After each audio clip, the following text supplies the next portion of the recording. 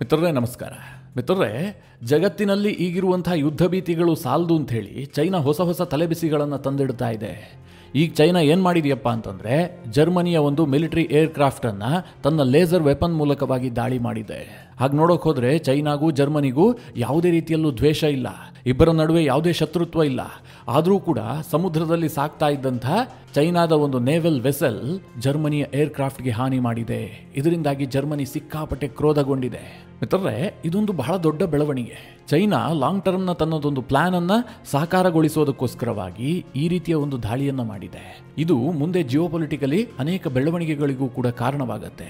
ಇದೆಲ್ಲದರ ನಡುವೆ ಭಾರತದ ರಫೇಲ್ ಅನ್ನ ಹೊಡೆದಾಕ್ಬಿಟ್ವಿ ಅಂತ ಹೇಳಿ ಪಾಕಿಸ್ತಾನ ಬಡಾಯಿ ಕೊಚ್ಕೊಳ್ತಾ ಇತ್ತಲ್ಲ, ಇದಕ್ಕೆ ಈಗ ಫ್ರಾನ್ಸ್ನ ರಫೇಲ್ ತಯಾರಕ ಕಂಪನಿಯ ಸಿಇಒನೇ ಸ್ಪಷ್ಟನೆಯನ್ನು ಕೊಟ್ಟಿದ್ದಾರೆ. ಹೌದು, ಭಾರತ ರಫೇಲ್ ಅನ್ನು ಕಳೆದುಕೊಂಡಿದೆ ನಿಜ, ಆದರೆ ಅದನ್ನು ಪಾಕಿಸ್ತಾನ ಹೊಡೆದಿಲ್ಲ ಅಥವಾ ಚೈನಾದ ಶಸ್ತ್ರಾಸ್ತ್ರಗಳಿಂದ ಭಾರತದ ರಫೇಲ್ಗೆ ಯಾವುದೇ ಹಾನಿ ಆಗಿಲ್ಲ. ಬದಲಾಗಿ ಭಾರತ ರಫೇಲನ್ನು ಕಳೆದುಕೊಳ್ಳೋದಕ್ಕೆ ಬೇರೆಯದೇ ಒಂದು ಕಾರಣ ಇದೆ ಅಂತ ಅವರು ಸ್ಪಷ್ಟನೆಯನ್ನು ಕೊಟ್ಟಿದ್ದಾರೆ. ಅಲ್ಲಿಗೆ ಮಿತ್ರರೇ, ಹಲವಾರು ಪ್ರಶ್ನೆಗಳಿಗೆ ಒಂದೇ ಮಾತಿನಲ್ಲಿ ಉತ್ತರ ಕೊಡುವಂತಹ ಕೆಲಸವನ್ನು ಫ್ರಾನ್ಸ್ನ ರಫೇಲ್ ತಯಾರಕ ಕಂಪನಿಯೇ ಮಾಡಿದೆ. ಹಾಗಾದರೆ ಭಾರತ ಯಾಕೋಸ್ಕರವಾಗಿ ರಫೇಲನ್ನು ಕಳೆದುಕೊಳ್ತು? ಏನಾಯಿತು ಸಮಸ್ಯೆ? ಪಾಕಿಸ್ತಾನ ಹೊಡೆದಿಲ್ಲ ಅಂತಂದಮೇಲೆ ಏನೋ ಒಂದು ಸಮಸ್ಯೆ ಆಗಿರಬೇಕಲ್ಲ, ಅದೇನು ಎತ್ತ ಎಲ್ಲವುದನ್ನು ಈ ವಿಡಿಯೋದಲ್ಲಿ ನಿಮಗೆ ಡೀಟೇಲಾಗಿ ತಿಳಿಸ್ಕೊಡ್ತೀನಿ. ನೀವು ಈ ವಿಡಿಯೋನ ಕೊನೆವರೆಗೂ ಮಿಸ್ ಮಾಡದೆ ನೋಡಿ.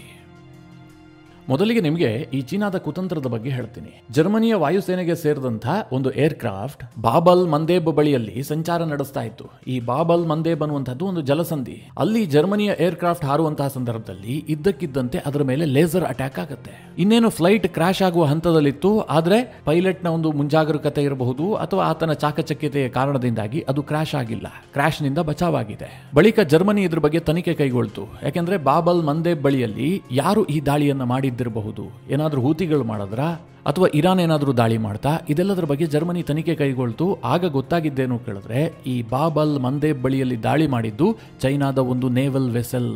ಈ ಘಟನೆ ಈಗ ಚೈನಾ ಮತ್ತು ಜರ್ಮನಿಯ ನಡುವೆ ದೊಡ್ಡ ತಿಕ್ಕಾಟಕ್ಕೆ ಕಾರಣ ಆಗಿದೆ. ಜರ್ಮನಿ ಸಿಕ್ಕಾಪಟ್ಟೆ ಆಕ್ರೋಶ ವ್ಯಕ್ತಪಡಿಸ್ತಾ ಇದೆ. ಯಾಕೋಸ್ಕರವಾಗಿ ಚೈನಾ ಜರ್ಮನಿಯ ಏರ್ಕ್ರಾಫ್ಟ್ ಮೇಲೆ ದಾಳಿ ಮಾಡ್ತು, ಅದು ಕೂಡ ಲೇಸರ್ ದಾಳಿ. ಹೀಗಂತ ಜರ್ಮನಿ ಚೈನಾ ಮೇಲೆ ವಿಪರೀತವಾಗಿ ಕೋಪಗೊಂಡಿದೆ. ಅಷ್ಟಕ್ಕೂ ಮಿತ್ರರೇ, ಈ ಬಾಬಲ್ ಮಂದೇಬ್ ಇದೆಯಲ್ಲ, ಇದಿರುವಂತಹದ್ದು ಗಲ್ಫ್ ಆಫ್ ಅಡೆನ್ ಮತ್ತು ರೆಡ್ ಸಿ ಮಧ್ಯದಲ್ಲಿರುವಂತಹ ಒಂದು ಜಲಸಂಧಿ, ತೀರಾ ಇಂಪಾರ್ಟೆಂಟ್ ಆದಂತಹ ಜಲಸಂಧಿ. ಈ ಭಾಗದಲ್ಲಿ ಹೌತಿಗಳು ನಿರಂತರವಾಗಿ ದಾಳಿ ಮಾಡ್ತಾನೆ ಇರ್ತಾರೆ. ಇಲ್ಲಿಗೆ ಚೈನಾದ ಒಂದು ನೇವಲ್ ವೆಸಲ್ ಅನ್ನ ಕಳುಹಿಸಲಾಗಿತ್ತು. ಆ ನೇವಲ್ ವೆಸಲ್ ಈಗ ಜರ್ಮನಿಯ ಏರ್ಕ್ರಾಫ್ಟ್ ಮೇಲೆ ದಾಳಿ ಮಾಡಿರುವಂತಹದ್ದು. ನಿಮಗೀಗ ಅನೇಕ ಪ್ರಶ್ನೆಗಳು ಬರ್ತಾ ಇರಬಹುದು. ಚೈನಾದ ನೇವಲ್ ವೆಸಲ್ ಯಾಕೋಸ್ಕರವಾಗಿ ಗಲ್ಫ್ ಆಫ್ ಅಡೆನ್ ಬಳಿಯಲ್ಲಿ ಹೋಗಿತ್ತು? ಈ ಚೈನಾಗೂ ಗಲ್ಫ್ ಆಫ್ ಅಡೆನ್ ಇರಬಹುದು ಅಥವಾ ರೆಡ್ ಸಿ ಇರಬಹುದು, ಇದರ ನಡುವೆ ಸಾವಿರಾರು ಕಿಲೋಮೀಟರ್ಗಳ ಅಂತರ ಇದೆ. ಅಲ್ಲಿ ಚೈನಾದ ನೇವಿಗೆ ಯಾವುದೇ ರೀತಿಯಲ್ಲೂ ಏನೂ ಕೆಲಸ ಇರೋದಿಲ್ಲ. ಅಷ್ಟಾದರೂ ಅಲ್ಲಿಗೆ ಯಾಕೆ ಹೋಗಿತ್ತು ಅನ್ನುವಂಥ ಪ್ರಶ್ನೆಗಳು ಮೂಡುತ್ತೆ ಅಲ್ವಾ? ಇದರ ಹಿಂದೆ ಚೈನಾದ ಒಂದು ಲಾಂಗ್ ಟರ್ಮ್ ಮಿಷನ್ ಪ್ಲಾನ್ ಇದೆ. ಮೊದಲಿಗೆ ಈ ಲೇಸರ್ ದಾಳಿ ಹೇಗಾಗುತ್ತೆ ಅಂತ ಹೇಳ್ಬಿಡ್ತೀನಿ. ಒಂದು ಏರ್ಕ್ರಾಫ್ಟ್ ಈಗ ಆಗಸದಲ್ಲಿ ಹೋಗ್ತಾ ಇರುತ್ತಪ್ಪ, ಕೆಳಗಡೆ ಚೈನಾದ ನೇವಲ್ ವೆಸಲ್ ಇರುತ್ತೆ. ಆ ನೇವಲ್ ವೆಸಲ್ ಮೂಲಕವಾಗಿ ಲೇಸರ್ ಕಿರಣಗಳನ್ನ ಏರ್ಕ್ರಾಫ್ಟ್ಗೆ ಗುರಿ ಇಟ್ಟು ದಾಳಿ ಮಾಡಲಾಗುತ್ತೆ.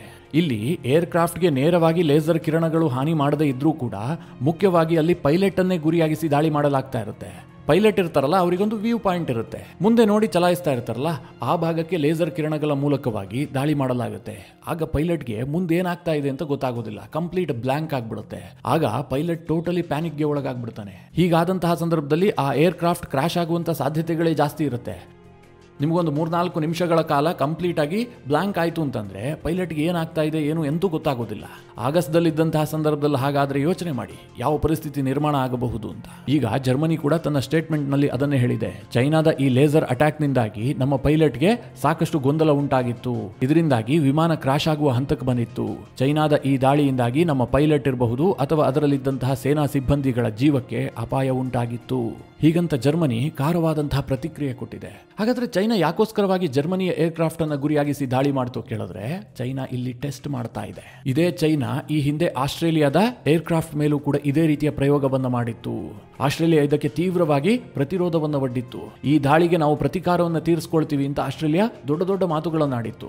ಆ ಸಂದರ್ಭದಲ್ಲಿ ಆಸ್ಟ್ರೇಲಿಯಾಗೇನು ಭಾರಿ ಬೆಂಬಲ ವ್ಯಕ್ತವಾಗಿಲ್ಲ. ಅಮೆರಿಕ ಆಸ್ಟ್ರೇಲಿಯಾ ಪರವಾಗಿ ಧ್ವನಿ ಎತ್ತಿದ್ದಾಗ್ಲಿ ಅಥವಾ ಬೇರೆ ಬೇರೆ ಆಸ್ಟ್ರೇಲಿಯಾದ ಅಲೈ ಕಂಟ್ರಿಗಳು ಅದರ ವಿರುದ್ಧವಾಗಿ ಮಾತನಾಡಿದ್ದಾಗ್ಲಿ ಏನೂ ಆಗಿಲ್ಲ. ಈವನ್ ಕ್ವಾಡ್ ದೇಶಗಳು ಕೂಡ ಅದರ ಬಗ್ಗೆ ಸ್ಟ್ರಾಂಗ್ ಆಗಿ ಧ್ವನಿಯನ್ನ ಎತ್ತಿಲ್ಲ. ಅಂದ್ರೆ ಚೈನಾ ಈ ರೀತಿಯಾಗಿ ಟೆಸ್ಟ್ ಮಾಡುವಂತದ್ದು. ಆಸ್ಟ್ರೇಲಿಯಾ ಮೇಲೆ ದಾಳಿ ಮಾಡಿದ್ರೆ ಯಾರು ಸಪೋರ್ಟಿಗೆ ಬರಬಹುದು, ಈ ದಾಳಿಯನ್ನು ಯಾವ ರೀತಿಯಾಗಿ ವಿಶ್ವ ಪರಿಗಣಿಸುತ್ತೆ, ಈ ರೀತಿಯಾಗಿ ಆಸ್ಟ್ರೇಲಿಯಾವನ್ನು ಪರೀಕ್ಷೆ ಮಾಡುವಂತಹ ಕೆಲಸವನ್ನ ಈ ಹಿಂದೆ ಚೈನಾ ಮಾಡಿತ್ತು. ಈಗ ಜರ್ಮನಿಯನ್ನ ಕೆಣಕಿದೆ ಅಂತಂದ್ರೆ ಇಲ್ಲಿ ನೇರವಾಗಿ ಜರ್ಮನಿ ಟಾರ್ಗೆಟ್ ಅಲ್ಲ, ಇಡೀ ಯುರೋಪಿಯನ್ ಯೂನಿಯನ್ ಟಾರ್ಗೆಟ್. ಈ ಘಟನೆಯನ್ನ ಯುರೋಪಿಯನ್ ಯೂನಿಯನ್ ಯಾವ ರೀತಿಯಾಗಿ ನೋಡುತ್ತೆ, ಚೈನಾ ಮೇಲೆ ಏನಾದರೂ ನಿರ್ಬಂಧ ವಿಧಿಸೋದಕ್ಕೆ ಮುಂದಾಗತ್ತಾ, ಇದೆಲ್ಲದನ್ನ ಚೈನಾ ಹಂತ ಹಂತವಾಗಿ ಟೆಸ್ಟ್ ಮಾಡ್ತಾ ಇದೆ. ನಿಮಗೀಗ ಇನ್ನೊಂದು ಪ್ರಶ್ನೆ ಬರ್ತಾ ಇರಬಹುದು, ಯಾಕೋಸ್ಕರವಾಗಿ ಚೈನಾ ಈ ರೀತಿಯಾಗಿ ಟೆಸ್ಟ್ ಮಾಡ್ತಾ ಇದೆ, ಚೈನಾದ ಉದ್ದೇಶವಾದ್ರೂ ಏನು ಅಂತ. ನಿಮ್ಗೆ ನೆನಪಿರಲಿ, ಚೈನಾ ಒಂದು ಲಾಂಗ್ ಟರ್ಮ್ ಗುರಿಯನ್ನು ಇಟ್ಟುಕೊಂಡಿದೆ. ಹಿಂದೊಂದು ವಿಡಿಯೋದಲ್ಲಿ ಚಿಕ್ಕದಾಗಿ ನಿಮಗೆ ಅದ್ರ ಬಗ್ಗೆ ಹೇಳಿದ್ದೆ. ಅದೇನು ಕೇಳಿದ್ರೆ, ಇವತ್ತಲ್ಲ ನಾಳೆ ಅಮೆರಿಕದಂತೆ ನಾವು ಕೂಡ ವಿಶ್ವದ ನಂಬರ್ 1 ಸೂಪರ್ ಪವರ್ ಆಗಬೇಕು ಅಂತ ಚೈನಾ ಹವಣಿಸ್ತಾ ಇದೆ. ಅದು ಲಾಂಗ್ ಟರ್ಮ್ ಪ್ಲಾನ್ ಅವ್ರದ್ದು. ಚೈನಾ ವಿಶ್ವದ ಸೂಪರ್ ಪವರ್ ಆಗಬೇಕು ಅಂತಂದ್ರೆ ಕೇವಲ ಹಣಕಾಸಿನ ವಿಚಾರದಲ್ಲಿ ಮಾತ್ರ ಸೂಪರ್ ಪವರ್ ಆದ್ರೆ ಸಾಲದು, ಮಿಲಿಟರಿ ವಿಚಾರದಲ್ಲೂ ಕೂಡ ಅವರು ಸೂಪರ್ ಪವರ್ ಅನಿಸಿಕೊಳ್ಳಬೇಕು. ಇವತ್ತು ಅಮೆರಿಕ ವಿಶ್ವದ ನಂಬರ್ 1 ಶ್ರೀಮಂತ ದೇಶ ಅಂತ ಮಾತ್ರ ಹೇಳೋದಿಲ್ಲ, ಅವರು ವಿಶ್ವದ ಸೂಪರ್ ಪವರ್ ಅಂತ ಇಡೀ ವಿಶ್ವ ಒಪ್ಪಿಕೊಂಡಿದೆ. ಕಾರಣ ಏನು ಕೇಳಿದ್ರೆ, ಎಕಾನಮಿ ವಿಚಾರದಲ್ಲೂ ಅಮೆರಿಕ ನಂಬರ್ 1, ಮಿಲಿಟರಿ ವಿಚಾರದಲ್ಲೂ ಕೂಡ ಅಮೆರಿಕ ನಂಬರ್ 1. ಅಮೆರಿಕಾಗೆ ಸರಿಸಮವಾಗುವಂತಹ ಇನ್ನೊಂದು ಮಿಲಿಟರಿ ವಿಶ್ವದಲ್ಲಿ ಇಲ್ವೇ ಇಲ್ಲ. ಆ ರೀತಿಯಾಗಿ ಅವರು ಇಡೀ ವಿಶ್ವದಾದ್ಯಂತ ತನ್ನ ಶಕ್ತಿಯನ್ನು ಬೆಳೆಸ್ಕೊಂಡಿದ್ದಾರೆ. ಕೇವಲ ಅಮೆರಿಕದಲ್ಲಿ ಮಾತ್ರ ಅವರ ಅಸ್ತಿತ್ವ ಇಲ್ಲ, ವಿಶ್ವದಾದ್ಯಂತ ಇದೆ.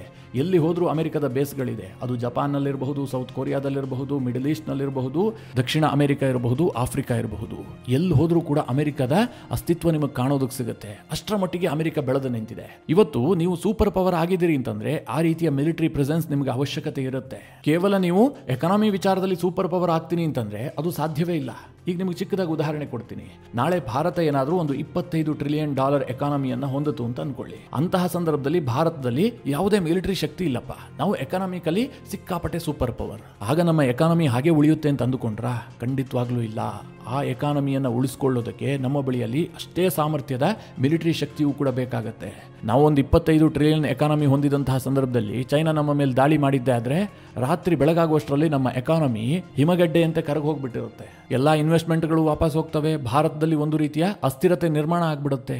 ಹೀಗಾಗಿ ಮಿಲಿಟರಿ ಶಕ್ತಿಯನ್ನು ಸ್ಥಾಪಿಸುವಂತಹದ್ದು ಕೂಡ ತೀರಾ ಅನಿವಾರ್ಯ. ಇದನ್ನು ತುಂಬಾ ಚೆನ್ನಾಗಿ ಅರ್ಥ ಮಾಡ್ಕೊಂಡಿರುವಂತಹ ಚೈನಾ ತನ್ನ ಎಕಾನಮಿಗೆ ಎಷ್ಟು ಫೋಕಸ್ ಮಾಡ್ತಾ ಇದೆಯೋ ಅಷ್ಟೇ ಪ್ರಮಾಣದಲ್ಲಿ ಮಿಲಿಟರಿಯನ್ನು ಕೂಡ ಡೆವಲಪ್ ಮಾಡ್ತಾ ಇದೆ. ಆದರೆ ಅಮೆರಿಕದಂತೆ ಇವರಿಗೆ ವಿಶ್ವದಾದ್ಯಂತ ಬೇಸ್ಗಳನ್ನು ನಿರ್ಮಾಣ ಮಾಡೋದಕ್ಕೆ ಸಾಧ್ಯ ಇಲ್ಲ. ಯಾಕಂದ್ರೆ ಅಮೆರಿಕ ಈಗಾಗಲೇ ಅದನ್ನು ಮಾಡಿ ಕೂತ್ಬಿಟ್ಟಿದೆ. ಅದಕ್ಕೆ ಚೈನಾ ಏನ್ ಮಾಡ್ತಾ ಇದೆ, ಸಮುದ್ರವನ್ನ ಟಾರ್ಗೆಟ್ ಮಾಡ್ತಾ ಇದೆ. ಸಮುದ್ರ ಯಾರಪ್ಪನ ಆಸ್ತಿಯೂ ಕೂಡ ಅಲ್ಲ. ಅಂತಾರಾಷ್ಟ್ರೀಯ ಸಮುದ್ರದಲ್ಲಿ ಯಾರ ಶಿಪ್ ಬೇಕಾದ್ರೂ ಹೋಗಬಹುದು. ಅಲ್ಲಿ ಅಮೆರಿಕದ ಶಿಪ್ ಮಾತ್ರ ಸಂಚಾರ ಮಾಡಬೇಕು, ರಷ್ಯಾದ್ದು ಮಾತ್ರ ಸಂಚಾರ ಮಾಡಬೇಕು ಅನ್ನುವಂಥ ನಿಯಮ ಇಲ್ಲ. ಇದನ್ನ ಬಳಸಿಕೊಂಡಿರುವಂತಹ ಚೈನಾ ವಿಶ್ವದ ಎಲ್ಲ ಭಾಗದ ಸಮುದ್ರದಲ್ಲೂ ಕೂಡ ತನ್ನ ಪ್ರೆಸೆನ್ಸ್ ಅನ್ನ ಇಡೋದಕ್ಕೆ ಪ್ರಯತ್ನ ಮಾಡ್ತಾ ಇದೆ. ಇವತ್ತು ವಿಶ್ವದ ಪ್ರಬಲ ನೇವಿಗಳನ್ನ ಪಟ್ಟಿ ಮಾಡಿದ್ರೆ ಅದರಲ್ಲಿ ಚೈನಾದ ನೇವಿಯೂ ಕೂಡ ಇದೆ. ಜೊತೆಗೆ ನೇವಿಯ ಅಂಕಿ ಸಂಖ್ಯೆಯಲ್ಲಿ ಅಮೆರಿಕಾಗೆ ಸರಿಸಮವಾಗಿ ಚೈನಾ ಬೆಳೆದು ನಿಂತಿದೆ. ಇನ್ನು ಕೆಲವೇ ವರ್ಷದಲ್ಲಿ ನೋಡ್ತಾ ಇರಿ ನೀವು, ಇಂಡಿಯನ್ ಓಷನ್ಗೂ ಚೈನಾದ ಶಿಪ್ಗಳು ಬಂದು ನಿಂತಿರ್ತವೆ. ಹಾಗೆ ನಾರ್ತ್ ಅಟ್ಲಾಂಟಿಕ್ ಸಮುದ್ರದಲ್ಲೂ ನಿಂತಿರ್ತವೆ. ಪೆಸಿಫಿಕ್ ಮಹಾಸಾಗರದಲ್ಲೂ ಕೂಡ ಚೈನಾದ ಶಿಪ್ಗಳನ್ನು ನಿಮಗೆ ನೋಡೋದಕ್ಕೆ ಸಿಗ್ತವೆ. ಅಂದ್ರೆ ಆ ರೀತಿಯಾಗಿ ಸಮುದ್ರದಲ್ಲಿ ಚೈನಾ ಡಾಮಿನೇಟ್ ಮಾಡೋದಕ್ಕೆ ಯತ್ನ ಮಾಡ್ತಾ ಇದೆ. ಇದು ಚೈನಾದ ಗ್ರ್ಯಾಂಡ್ ಪ್ಲಾನ್ ಕೂಡ ಹೌದು. ಇವತ್ತು ಜರ್ಮನಿಯ ಏರ್ಕ್ರಾಫ್ಟ್ ಅನ್ನ ಟಾರ್ಗೆಟ್ ಮಾಡಿ ಇಡೀ ಯುರೋಪಿಯನ್ ಯೂನಿಯನ್ ಅನ್ನ ಪರೀಕ್ಷೆ ಮಾಡೋದಕ್ಕೆ ಚೈನಾ ಹೊರಟಿದೆಯಲ್ಲ, ನಾಳೆ ಭಾರತದ ಏರ್ಕ್ರಾಫ್ಟ್ಗೂ ಕೂಡ ಇದೇ ಗತಿ ಬಂದರೂ ಆಶ್ಚರ್ಯ ಏನಿಲ್ಲ. ಭಾರತವನ್ನು ಕೂಡ ಪರೀಕ್ಷೆ ಮಾಡುವಂತಹ ಕೆಲಸವನ್ನ ಚೈನಾ ಮಾಡಿಯೇ ಮಾಡುತ್ತೆ. ಯಾವ ರೀತಿಯಾಗಿ ಇವರು ಪ್ರತಿಕ್ರಿಯೆ ಕೊಡ್ತಾರೆ, ಇದಕ್ಕೆ ಇವರು ಬಳಿಯಲ್ಲಿ ಏನಾದರೂ ಪ್ರತಿತಂತ್ರ ಇದೆಯಾ, ಇದೆಲ್ಲವುದನ್ನು ಕೂಡ ಚೈನಾ ಟೆಸ್ಟ್ ಮಾಡ್ತಾ ಇದೆ. ಹೀಗಾಗಿ ಚೈನಾದ ಈ ದುಸ್ಸಾಹಸಕ್ಕೆ ಜಗತ್ತು ಒಗ್ಗಟ್ಟಾಗಿ ಸೇರ್ಕೊಂಡು ಬ್ರೇಕ್ ಹಾಕಬೇಕಾದಂತಹ ಅನಿವಾರ್ಯತೆ ಸೃಷ್ಟಿಯಾಗಿದೆ. ಇಲ್ಲದೆ ಹೋದ್ರೆ ಜರ್ಮನಿಗೂ ಆಗುತ್ತೆ, ಭಾರತಕ್ಕೂ ಆಗುತ್ತೆ, ಜಪಾನ್ ಆಸ್ಟ್ರೇಲಿಯಾಗೂ ಕೂಡ ಆಗುತ್ತೆ, ಮುಂದೊಂದು ದಿನ ಅಮೆರಿಕಾಗೂ ಕೂಡ ಈ ಪರಿಸ್ಥಿತಿ ಎದುರಾಗುತ್ತೆ. ಇನ್ನು ಮಿತ್ರರೇ, ಈ ರಫೇಲ್ ವಿಚಾರಕ್ಕೆ ಬಂದ್ಬಿಡೋಣ. ಆಪರೇಷನ್ ಸಿಂಧೂರದ ಸಮಯದಲ್ಲಿ ರಫೇಲ್ ಅನ್ನ ಹೊಡೆದಾಕ್ಬಿಟ್ಟಿದೀವಿ ಅಂತ ಪಾಕಿಸ್ತಾನ ಹೇಳ್ತಾ ಇತ್ತು. ಅದಕ್ಕೆ ಚೀನಾ ಹೌದೌದು ಅಂತ ಹೇಳಿ ಜೈಕಾರ ಹಾಕ್ತಾ ಇತ್ತು. ಚೈನಾದ ಸೋಷಿಯಲ್ ಮೀಡಿಯಾದಲ್ಲಿ ಈ ಬಗ್ಗೆ ಅನೇಕ ಸುಳ್ಳು ಇಮೇಜ್ಗಳನ್ನ ಪಬ್ಲಿಷ್ ಮಾಡಲಾಗ್ತಾ ಇತ್ತು. ಪಾಕಿಸ್ತಾನದ ವರ್ಷನ್ ಏನು ಕೇಳಿದ್ರೆ, ಆಪರೇಷನ್ ಸಿಂಧೂರ ಮಾಡೋದಕ್ಕೆ ಹೋಗಿ ಭಾರತ ಏಟ್ ತಿಂದಿದೆ, ನಾವು ಸರಿಯಾಗಿ ಒದೆ ಕೊಟ್ಟಿದ್ದೀವಿ, ಭಾರತ 2 ರಫೇಲ್ ಅನ್ನ ಕಳ್ಕೊಂಡಿದೆ ಅಂತ ಒಬ್ರು ಹೇಳ್ತಾರೆ, ಕೆಲವರು 3 ಅಂತಾರೆ, ಕೆಲವರು 4 ಅಂತಾರೆ. ಪಾಕಿಸ್ತಾನದ ಪ್ರಧಾನಿ ಶಹಬಾಜ್ ಶರೀಫ್ ಅಂತೂ ಮತ್ತು 2 ಸೇರಿಸ್ಕೊಂಡ್ಬಿಟ್ಟು 6 ರಫೇಲ್ ಅನ್ನ ಹೊಡೆದಾಕ್ಬಿಟ್ಟಿದೀವಿ ಅಂತ ಸ್ಟೇಟ್ಮೆಂಟ್ ಕೊಟ್ಟರು. ಯಾಕಂದ್ರೆ ಬಾಯಲ್ಲಿ ಹೇಳೋದಲ್ವಾ, 6 ಹೇಳಬಹುದು, 60 ಕೂಡ ಹೇಳಬಹುದು. ಇನ್ನೊಂದು ಕಡೆ ಚೈನಾದ ಇಂಟ್ರೆಸ್ಟ್ ಏನು ಕೇಳಿದ್ರೆ, ಪಾಕಿಸ್ತಾನಕ್ಕೆ ನಾವು ಕೊಟ್ಟಂತಹ ಶಸ್ತ್ರಾಸ್ತ್ರಗಳು ರಫೇಲ್ ಅಂತಹ ಫೈಟರ್ ಜೆಟ್ ಅನ್ನು ಹೊಡೆಯುವಂತಹ ಶಕ್ತಿ ಹೊಂದಿದಾವೆ. ನಮ್ಮ JF-17 ಜೆಟ್ ಇರಬಹುದು ಅಥವಾ PL-15 ಮಿಸೈಲ್ಗಳಿರಬಹುದು, ಇದು ಬಹಳ ಶಕ್ತಿಯನ್ನು ಹೊಂದಿದಾವೆ ಅಂತ ಬಿಂಬಿಸಿಕೊಳ್ಳೋದಕ್ಕೆ ಚೈನಾ ಹೊರಟಿತ್ತು. ಅಟ್ ಎ ಸೇಮ್ ಟೈಮ್ ರಫೇಲ್ನ ಮಾರ್ಕೆಟ್ ಅನ್ನು ಕುಸಿಯುವಂತೆ ಮಾಡಿ ಚೈನಾದ ಫೈಟರ್ ಜೆಟ್ಗಳ ಮಾರ್ಕೆಟ್ ಅನ್ನು ಇನ್ಕ್ರೀಸ್ ಮಾಡ್ಕೊಳ್ಳೋದಕ್ಕೆ ಚೈನಾ ಪ್ರಯತ್ನ ಮಾಡ್ತಾ ಇತ್ತು. ಚೈನಾ ಮತ್ತು ಪಾಕಿಸ್ತಾನದ ಈ ಜಂಟಿ ಅಪಪ್ರಚಾರಕ್ಕೆ ವಿಶೇಷ ವಕ್ತಾರರಾಗಿ ನೇಮಕಗೊಂಡಿದ್ದು ಭಾರತದ ವಿಪಕ್ಷದ ನಾಯಕರಾಗಿದ್ದಂಥ ರಾಹುಲ್ ಗಾಂಧಿ ಮತ್ತು ಅವರ ಟೀಮ್. ಈ ವಿಪಕ್ಷಗಳಿಗೆ ಯಾವ ಮಟ್ಟದ ಕುತೂಹಲ ಇತ್ತು ಅಂತಂದ್ರೆ, ಭಾರತ ರಫೇಲ್ ಕಳೆದುಕೊಂಡಿದೆ ಅನ್ನೋದನ್ನ ಕೇಳೋದಕ್ಕೆ ಅವರಿಗೆ ಬಹಳ ಆಸಕ್ತಿ ಇತ್ತು. ಆಪರೇಷನ್ ಸಿಂಧೂರವನ್ನು ಭಾರತ ಗೆದ್ದಿದೆ ಅನ್ನೋದ್ರ ಬಗ್ಗೆ ಅವರಿಗೆ ಯಾವುದೇ ಕುತೂಹಲ ಇರಲಿಲ್ಲ, ಯಾವುದೇ ಎಕ್ಸೈಟ್ಮೆಂಟ್ ಇರಲಿಲ್ಲ. ರಫೇಲನ್ನು ಕಳ್ಕೊಂಡಿದ್ವಿ ಅನ್ನೋದ್ರ ಬಗ್ಗೆ ವಿಪರೀತವಾದಂತಹ ಕುತೂಹಲ ಇತ್ತು. ಮಿತ್ರರೇ, ಈ ಎಲ್ಲ ಗೊಂದಲ, ಕುತೂಹಲ, ಪ್ರಶ್ನೆ ಎಲ್ಲದಕ್ಕೂ ಕೂಡ ಫ್ರಾನ್ಸ್ನ ರಫೇಲ್ ತಯಾರಕ ಕಂಪನಿಯ CEO ಈಗ ಉತ್ತರ ಕೊಟ್ಟಿದ್ದಾರೆ. ಅವ್ರೇನು ಹೇಳಿದ್ದಾರೆ ಅಂತಂದ್ರೆ, ಈ ರಫೇಲನ್ನು ಹೊಡೆದಿದ್ದೀವಿ ಅನ್ನುವಂಥದ್ದು ಚೀನಾದ ಅಪಪ್ರಚಾರದ ಒಂದು ಭಾಗ, ಇದೊಂದು ಷಡ್ಯಂತ್ರ. ಆಪರೇಷನ್ ಸಿಂಧೂರದ ಸಮಯದಲ್ಲಿ ಭಾರತ ಯಾವುದೇ ರಫೇಲ್ ಅನ್ನು ಕಳೆದುಕೊಂಡಿಲ್ಲ. ಅಂದರೆ ಪಾಕಿಸ್ತಾನದ ಮಿಸೈಲ್ಗಳಾಗಲಿ ಅಥವಾ ಚೀನಾ ನಿರ್ಮಿತ ಮಿಸೈಲ್ಗಳಾಗಲಿ ಭಾರತದ ರಫೇಲ್ಗಳಿಗೆ ಏನೂ ಹಾನಿ ಮಾಡಿಲ್ಲ. ಪಾಕಿಸ್ತಾನ ಒಂದೇ ಒಂದು ಫೈಟರ್ ಜೆಟ್ ಅನ್ನು ಹೊಡೆಯೋದಕ್ಕೂ ಕೂಡ ಸಾಧ್ಯ ಆಗಿಲ್ಲ. ಭಾರತದ ಒಂದು ರಫೇಲ್ಗೆ ಹಾನಿಯಾಗಿದ್ದು ನಿಜ. ಅದಕ್ಕೆ ಕಾರಣ ಏನು ಕೇಳಿದ್ರೆ, ಪಾಕಿಸ್ತಾನದ ಶಸ್ತ್ರಾಸ್ತ್ರಗಳಲ್ಲ, ಬದಲಾಗಿ 12 ಕಿಲೋಮೀಟರ್ ಎತ್ತರದಲ್ಲಿ ಹಾರುವಂತಹ ಸಂದರ್ಭದಲ್ಲಿ ತಾಂತ್ರಿಕ ಸಮಸ್ಯೆ ಆಯಿತು. ಹೈ ಆಲ್ಟಿಟ್ಯೂಡ್ ಇಶ್ಯೂವಿನಿಂದಾಗಿ ಒಂದು ರಫೇಲ್ಗೆ ಹಾನಿಯಾಗಿದ್ದು ನಿಜ. ಆದರೆ ಇದರ ಹಿಂದೆ ಪಾಕಿಸ್ತಾನ ಆಗಲಿ ಅಥವಾ ಚೈನಾದ ಸಾಧನೆಯಾಗಲಿ ಏನೂ ಕೂಡ ಇಲ್ಲ, ಶೂನ್ಯ. ನಾವು ಇದರ ಬಗ್ಗೆ ತನಿಖೆ ಮಾಡ್ತಾ ಇದ್ದೀವಿ. ಆ ಫೈಟರ್ ಜೆಟ್ ಅಷ್ಟು ಆಲ್ಟಿಟ್ಯೂಡ್ನಲ್ಲಿ ಯಾಕೋಸ್ಕರವಾಗಿ ತಾಂತ್ರಿಕ ಸಮಸ್ಯೆಯನ್ನು ಎದುರಿಸ್ತು, ಇದರ ಬಗ್ಗೆ ಡೀಟೇಲ್ ಆಗಿ ನಾವು ತನಿಖೆಯನ್ನು ನಡೆಸ್ತಾ ಇದ್ದೀವಿ. ಮುಂದಿನ ದಿನಗಳಲ್ಲಿ ಇದಕ್ಕೆ ಪರಿಹಾರವನ್ನು ಕೂಡ ಕಂಡುಕೊಳ್ತೀವಿ. ಹೀಗೆ ರಫೇಲ್ ತಯಾರಕ ಕಂಪನಿಯ CEO ಹೇಳುವ ಮೂಲಕ ಎಲ್ಲರ ಪ್ರಶ್ನೆಗಳಿಗೆ ಉತ್ತರ ಕೊಟ್ಟಿದ್ದಾರೆ. ಎಲ್ಲರ ಡೌಟ್ ಕೂಡ ನಿವಾರಣೆಯಾಗಿದೆ ಅಂತ ನಾನೊಂದು ಭಾವಿಸಿದ್ದೀನಿ. ಅಟ್ ದ ಸೇಮ್ ಟೈಮ್ ಭಾರತದ ವಿಪಕ್ಷಗಳ ಒಂದು ದೊಡ್ಡ ಅಸ್ತ್ರವನ್ನು ಕೂಡ ಅವರು ಕಿತ್ಕೊಂಡಿದ್ದಾರೆ.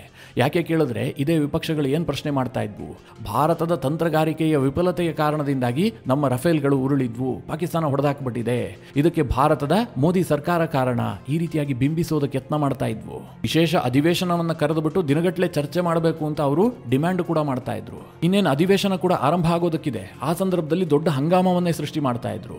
ಇಂತಹ ಸಂದರ್ಭದಲ್ಲಿ ಕಾಂಗ್ರೆಸ್ ಪಕ್ಷದ ಒಂದು ದೊಡ್ಡ ಅಸ್ತ್ರವನ್ನ ರಫೇಲ್ನ CEO ಈಗ ಕಿತ್ಕೊಂಡಿದ್ದಾರೆ. ಮಿತ್ರರೇ, ಅದೇನೇ ಆಗಿದ್ರೂ ಕೂಡ ನಮಗೊಂದು ಸ್ವಲ್ಪ ಬೇಸರವೇ. ಯಾಕೆಂದ್ರೆ ಒಂದು ರಫೇಲ್ಗೆ ಹಾನಿಯಾಗಿದ್ರೂ ಕೂಡ ಅದೇನು ನಮಗೆ ಖುಷಿ ಪಡುವಂತಹ ಸುದ್ದಿ ಅಲ್ಲ. ಪಾಕಿಸ್ತಾನದಿಂದ ಹಾನಿಯಾಗಿಲ್ಲ, ಚೈನಾದ ಶಸ್ತ್ರಾಸ್ತ್ರಗಳು ಅದಕ್ಕೆ ಹಾನಿ ಮಾಡೋದಕ್ಕೆ ಸಾಧ್ಯ ಆಗಿಲ್ಲ ಅನ್ನುವಂಥದ್ದಷ್ಟೇ ನಮಗೆ ಖುಷಿಯ ವಿಚಾರ. ಮಿತ್ರರೇ, ಈ ಎಲ್ಲ ಡೆವಲಪ್ಮೆಂಟ್ಗಳ ಬಗ್ಗೆ ನೀವೇನು ಹೇಳ್ತೀರಿ? ನಿಮ್ಮ ಅನಿಸಿಕೆ, ಅಭಿಪ್ರಾಯವನ್ನು ಕಮೆಂಟ್ ಮಾಡೋ ಮೂಲಕ ನಮಗೆ ತಿಳಿಸಿ. ಹಾಗೆ ನಿಮಗೆ ಈ ವಿಡಿಯೋ ಇಷ್ಟವಾದರೆ ಲೈಕ್ ಮಾಡಿ. ಜೊತೆಗೆ ನೀವಿನ್ನೂ ನಿಮ್ಮ ನೆಚ್ಚಿನ ಸಂಸ್ಕಾರ ಸೌರಭ ಯೂಟ್ಯೂಬ್ ಚಾನಲ್ನ ಸಬ್ಸ್ಕ್ರೈಬ್ ಮಾಡಿಲ್ಲ ಅಂತಾದರೆ ಈ ಕೂಡಲೇ ಸಬ್ಸ್ಕ್ರೈಬ್ ಮಾಡಿ. ಮುಂದಿನ ಎಲ್ಲ ಅಪ್ಡೇಟ್ಗಳ ನೋಟಿಫಿಕೇಷನ್ಗಾಗಿ ಬೆಲ್ ಐಕಾನ್ ಒತ್ತಿ.